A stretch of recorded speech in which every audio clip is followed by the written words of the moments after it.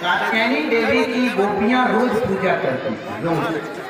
अगहन के प्रतिपदा से लेकर पूर्णिमा तक 1 महीने का संकल्प की कि हम 1 महीने तक व्रत करेंगे और एक ही समय खीर खाकर व्रत करेंगे। एक ही समय खीर खाती थी। भागवत में लिखा है, हेमंते प्रथमे मास, हिम ऋतु का पहला मास कौन है? अगहन। हेमंते प्रथमे मास नंद ब्रज कुमारिका चिरुर हविष्यंग भुन जाना कात्यायनी अर्चन व्रतम। कात्यायनी देवी की पूजा करते प्रतिदिन, और कात्यायनी देवी से रोज मनाती थी क्या? कात्यायनी महामाये महायोगिन्यधीश्वरी नंद गोप सुतन देवी पतिंग में कुरुते नमः। अच्छा, हम आप भी कोई पूजा पाठ करते हैं, उसमें कोई उद्देश्य रखते हैं कि नहीं? कुछ तो रखते हैं। बिना उद्देश्य दुनिया का कोई काम होता, कुछ न कुछ हमारा उद्देश्य होता है। बिना उद्देश्य से हम कोई काम नहीं करते। तो गोपियों को धन्यवाद दो, गोपियों का जीवन धन्य है। गोपियों का उद्देश्य तो है, लेकिन गोपियां सांसारिक उद्देश्य नहीं रखी थी। गोपियां रखी थी कि नंद के पुत्र जो कृष्ण हैं वो हमारे पति बने। कृष्ण को पति रूप में पाने के लिए गोपियों ने 1 मास तक व्रत किया। व्रत का जब अंतिम दिन आया, पूर्णमासी की तिथि आई, अगहन की पूर्णिमा को, जिस दिन व्रत का समापन होना था, गोपियां जब यमुना में स्नान करने नित्य की तरह गई तो भगवान कृष्ण वहां पहुंचे और गोपियां जब स्नान कर रही थी यमुना में, उसी समय भगवान क्या किए? गोपियों का चीर हरण करके वृक्ष पर जाकर, गोपियों का ध्यान जब गया चीर पर, वस्त्र पर, तो गोपियां आवाज दी कृष्ण को, मेरे वस्त्र रख के तुम यहाँ से चले जाओ। कृष्ण बोले ना जाऊं तो? गोपियां बोली मैं नंद बाबा से शिकायत करूं। कृष्ण बोले चाहे तुम नंद बाबा से शिकायत करो, चाहे यशोदा मैया से शिकायत करो, लेकिन हम यहाँ से वस्त्र तुम्हें नहीं देंगे। तुमको वस्त्र लेना है तो यहाँ आओ, अत्र गत्या हवाला, यहाँ सत्यं ब्रवामि नो नरम युद्ध यूयं व्रत करसिता। तुमने मेरे लिए व्रत किया है, तुम्हें हम वस्त्र अवश्य देंगे, लेकिन यहाँ आना पड़ेगा। ये मैं हंसी नहीं कर रहा। कृष्ण बोले गोपियां नहीं आना। प्रश्न है, चीर हरण किए थे, चीर मतलब क्या? बस, चीर मतलब बस। लेकिन मनुष्य का सबसे बड़ा वस्त्र क्या है? इस जीव का सबसे बड़ा वस्त्र क्या है? जीव का सबसे पहला और सबसे उत्तम वस्त्र है मनुष्य शरीर। ये जो पंचभौतिक शरीर है, ये हमारा मुख्य वस्त्र है। और ये जो कुर्ता धोती जो कुछ पहनते हैं, ये तो पहनावा है, ये तो उपवस्त्र है। मुख्य वस्त्र हमारा क्या है? हमारा मुख्य वस्त्र है हमारा शरीर, क्योंकि ये आत्मा का वस्त्र है और ये शरीर का। प्रकृति ने जो हमें वस्त्र देकर भेजी उसका नाम शरीर। क्षितिजल पावक गगन समीरा पंच रचित यह अधम शरीरा। गोपियों में कमी क्या थी जो कृष्ण चीर हरण किए?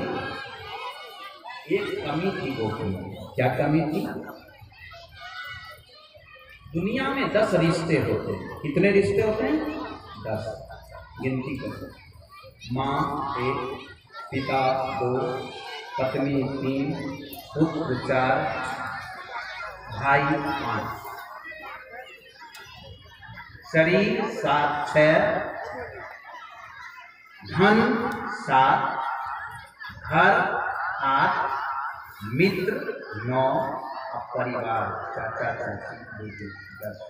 ये 10 रिश्ते होते हैं। आप लोगों को ध्यान दें, कितने रिश्ते हैं? 10। जननी जनक बंधु सुत दारा, अतन धन भवन सुहृद परिवार। ये 10 रिश्ते हैं, लेकिन इस 10 रिश्ते में से कौन रिश्ता ऐसा है जिसको छोड़ना बड़ा मुश्किल है?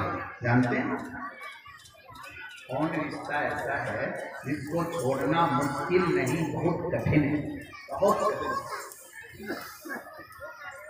10 रिश्ते हमने गिना दिए, लेकिन इसमें छोड़ना कौन रिश्ता है जिसको आप नहीं छोड़ सकते? देखो, समय पड़ने पर आदमी माँ को भी छोड़ देता, पिता को भी छोड़ देता, पत्नी को भी छोड़ देता, घर को भी छोड़ देता है, धन को भी छोड़ देता है, मित्र को भी छोड़ देता, परिवार को भी छोड़ देता, लेकिन किसी कीमत पर मनुष्य अपनी शरीर छोड़ना नहीं चाहता। शरीर का रिश्ता से बड़ा कोई रिश्ता नहीं है, क्योंकि पहले तुम हो तब कोई और है। बोलो राधे राधे श्री राधे। पहले तुम हो स्वयं, तब कोई। उस शरीर का रिश्ता जल्दी नहीं टूटता है। ये देह बुद्धि है, ये जकड़ कर पकड़ी रहती है। गोपियां क्या चाहती थी कि कृष्ण मेरे पति बने, तो कृष्ण ने कहा कोई दिक्कत नहीं है, हम तेरे पति बनेंगे, लेकिन तुम हमें पति बनाना चाहती हो तो देह बुद्धि छोड़ना होगा। लेकिन गोपियां सब कुछ छोड़ चुकी थी, धन छोड़ चुकी, परिवार छोड़ चुकी, घर छोड़ चुकी, रिश्ते नाते सब तोड़ ली, माँ बाप छोड़ दिया, सास ससुर छोड़ दिया, स्वजन परिजन छोड़ दिया, पति को त्याग दिया, लेकिन अभी तक देह बुद्धि नहीं गई थी। देह हमारी है, अंग हमारे हैं, शरीर हमारी है, ये बुद्धि अभी तक उनके पास थी। और कृष्ण यही कहना चाहते थे, जब तक देह बुद्धि छूटेगी नहीं तब तक हम तुम्हें मिलेंगे। इसलिए भगवान चीर हरण किए और देह बुद्धि को समाप्त करना चाहे। जब गोपियों को बार बार कृष्ण बोले यहाँ आके वस्त्र लो, गोपियां आना नहीं चाहती थी, लेकिन बार बार जब कहे, गोपियों को जब आत्मज्ञान हो गया, आत्मबोध हो गया कि कृष्ण, ये शरीर भी कृष्ण की है, मेरी नहीं है, जब देह बुद्धि समाप्त हो गई, तब गोपियां यमुना से बाहर निकलकर कृष्ण के पास आई और भगवान वस्त्र दिए गोपियों ने। हालांकि अब इन वस्त्रों की जरूरत गोपियों को बिल्कुल नहीं थी, लेकिन फिर भी भगवान जब वस्त्र को छू दिए, तो भगवान कोई चीज छू दें, स्पर्श कर दें, तो वो वस्त्र या वो कोई सामान नहीं रह जाता, वो प्रसाद बन जाता है। बोलो वृंदावन बिहारी लाल की जय। इसलिए इस लीला का नाम चीर हरण है। इस लीला का नाम चीर हरण इसीलिए पड़ा कि भगवान देह बुद्धि को छुड़ाना। जब गोपियां वृक्ष के नजदीक आई, भगवान की ओर देखने लगी,